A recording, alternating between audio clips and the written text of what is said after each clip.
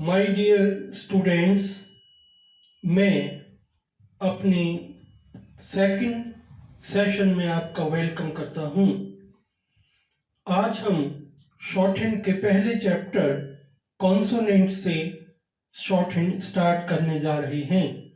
जैसा मैंने आपसे पहले कहा था, आप ये न्यू कोर्स की बुक अपने पास रखिए और सबसे पहले चैप्टर का पॉइंट नंबर 1 देखिए। मैं अपने हर सेशन में यहाँ नीचे लिख दूंगा, जैसे चैप्टर 1 पॉइंट 1 2 3। अभी हम पॉइंट 1 पर डिस्कस कर रहे हैं। कई लोग बोलते हैं शॉर्ट हैंड लैंग्वेज है। शॉर्ट हैंड लैंग्वेज नहीं है, यह एक स्क्रिप्ट है। इसको आप किसी भी भाषा में लिखेंगे तो ऐसे ही लिखा जाएगा। इसको स्टेनोग्राफी बोलते हैं और पहले इसका नाम फोनोग्राफी था कि हमको आवाज से लिखना है। It is not the substitute of spellings. यह स्पेलिंग का बदला नहीं है, हमको आवाज से लिखना है। और जो पहले आपको सिखाए गए इंग्लिश में अल्फाबेट, यहां हम बोल रहे हैं कॉन्सोनेंट। अल्फाबेट में क्या था, वॉवल और कॉन्सोनेंट सारे मिक्स कर दिए गए। लेकिन ये पूरा सिस्टम हमारी देवनागरी स्क्रिप्ट से बना है। अगर आप इसको समझ लेंगे तो लिखना बहुत आसान हो जाएगा। कॉन्सोनेंट किसको कहते हैं? जो इनसे पहले पॉइंट में लिखा है द फर्स्ट 6 कॉन्सोनेंट्स।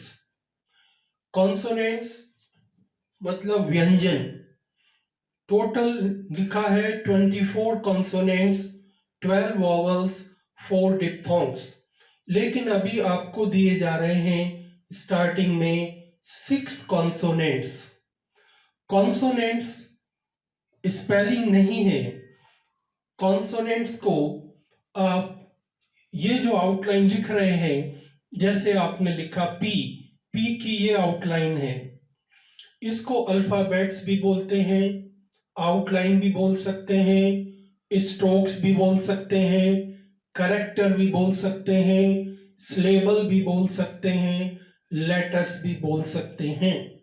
जो आगे के चैप्टर आएंगे उसमें इन सब शब्दों का इस्तेमाल होगा।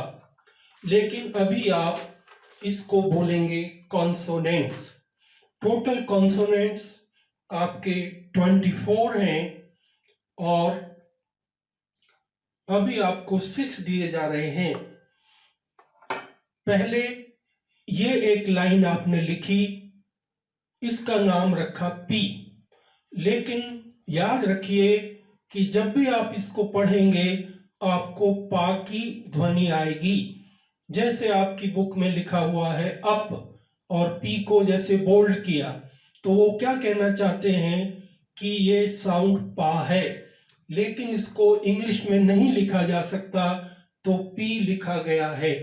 अगर आपको पढ़ने में दिक्कत है तो आप पी भी याद कर सकते हो, लेकिन हमेशा इसकी साउंड पा होगी। ये लाइट है, हल्की आवाज है, और ये जो एरो ऊपर से नीचे दिया गया है इसका अर्थ है कि ये हमेशा डाउनवर्ड होगा, अपवर्ड नहीं होगा। दूसरी आउटलाइन देखिए, इसी को थोड़ा डार्क कर दिया, ये हो गया बी। लेकिन मैंने बोला ए ब, तो साउंड क्या आई? बा। इसकी साउंड हमेशा बा होगी। जैसे आप इंग्लिश में बोलते हो बस, तो बी की साउंड नहीं होती, बा होता है। नेक्स्ट देखिए, ये लाइट है टी, लेकिन साउंड क्या है? इट बोला तो टा, इसी को डार्क कर दिया तो साउंड हो गई डा, स्पेलिंग डी। फिर लिखा चे, साउंड है च, जैसे विच, और जे से जा की साउंड होगी। पहला लाइट, ये हल्की आवाज है। दूसरा डार्क, ये हैवी साउंड है। फिर टी लाइट और डी डार्क, और चे लाइट और जे डार्क। इनको लिखने के लिए आपको ये 4 बातों का ध्यान हमेशा रखना है। पहली बात, make a difference between light and dark strokes. हल्के और डार्क में आपको डिफरेंस रखना है। बेटर होगा आप लाइट वाले को काफी लाइट लिखें, तो डार्क को थोड़ा डार्क लिखेंगे तो सफिशिएंट होगा। इसको डार्क करने के लिए आपको रिवर्स कभी नहीं जाना है। दूसरा पॉइंट है, नेवर चेंज द डायरेक्शन। जो डायरेक्शन आपको दी गई है, अभी ये डाउनवर्ड स्ट्रोक्स हैं, कुछ लेफ्ट टू राइट होंगे, कुछ अपवर्ड होंगे, उसी डायरेक्शन में लिखना है, उसको चेंज कभी नहीं करना है। पॉइंट नंबर 3 जो काफी इंपॉर्टेंट है, all consonant should be similar in size. इसके साइज के बारे में किताबों में अलग अलग लिखा हुआ है, लेकिन आप ज्यादा कंफ्यूज मत होइए। जो आपकी बुक का साइज है वही सफिशिएंट है। आप ये ध्यान रखिए, इसके साइज को बदलिए मत, क्योंकि आगे चल के कुछ स्ट्रोक्स को हाफ करेंगे तो उसका मीनिंग और हो जाएगा। अगर डार्क और उसको लेंथ बढ़ाएंगे तो उसका मीनिंग कुछ और हो जाएगा। लेकिन all consonant should be similar in size. इसके बाद 4th पॉइंट बहुत इंपॉर्टेंट है, always remember the name of the consonant and character which it represent. अब यहाँ मैंने कॉन्सोनेंट शब्द का इस्तेमाल किया और करेक्टर का भी कर लिया, दोनों एक ही चीज है। कि आप याद रखिए, always remember the name of the consonant and character which it represent. For example, अगर P लिखा उसकी साउंड पा होगी, अगर T लिखा उसकी साउंड टा होगी। इसी तरह से और सारे कॉन्सोनेंट भी दिए गए हैं। इसी को और समझने के लिए और थोड़ा मैंने बोल्ड करके दे दिया है। P की साउंड पा, B की बा, T की टा, D की डा, चे की चा, जे की जा।